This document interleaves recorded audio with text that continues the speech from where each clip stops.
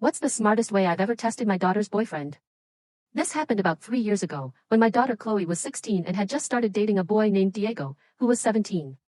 She'd never had a serious boyfriend before, and honestly, I was low-key freaking out inside while trying to play it cool on the outside. Chloe had been talking about Diego for weeks before I even met him.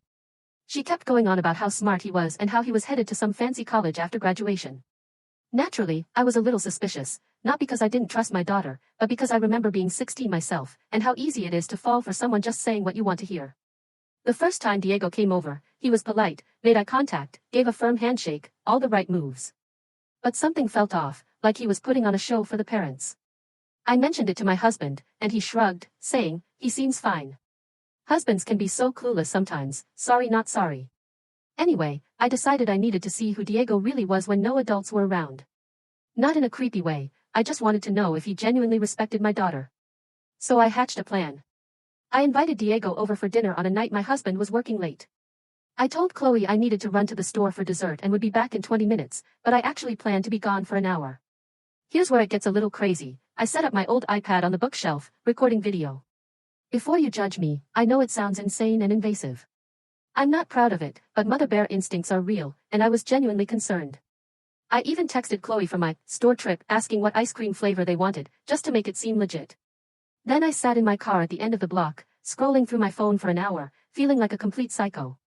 When I got back, they were just sitting on opposite ends of the couch, watching a show. Totally normal. Nothing concerning. Diego even jumped up to help me with the groceries, which made me feel even guiltier. Later that night, after Diego left, I checked the recording. And wow, the entire time I was gone, they barely even touched. They just watched TV and talked about school and life. At one point, Chloe got up to get snacks, and Diego paused the show to wait for her instead of just continuing without her. The part that actually got me? Chloe's phone buzzed with a text from me. Diego glanced at it on the coffee table but didn't pick it up or try to read it. He simply called out to Chloe that her phone went off. Later, when they were talking about college plans, he encouraged her and told her about programs she might like based on her interests, supporting her, not trying to sway her to follow him. I deleted that video immediately and never told a soul, not my husband, definitely not Chloe. I felt so ashamed for not trusting my daughter's judgment. That was 3 years ago. Diego and Chloe dated all through her junior and senior years. He went off to college, but they tried long distance for a while. And honestly, that little test reassured me more than anything. My daughter has good instincts, and Diego is genuinely a good guy.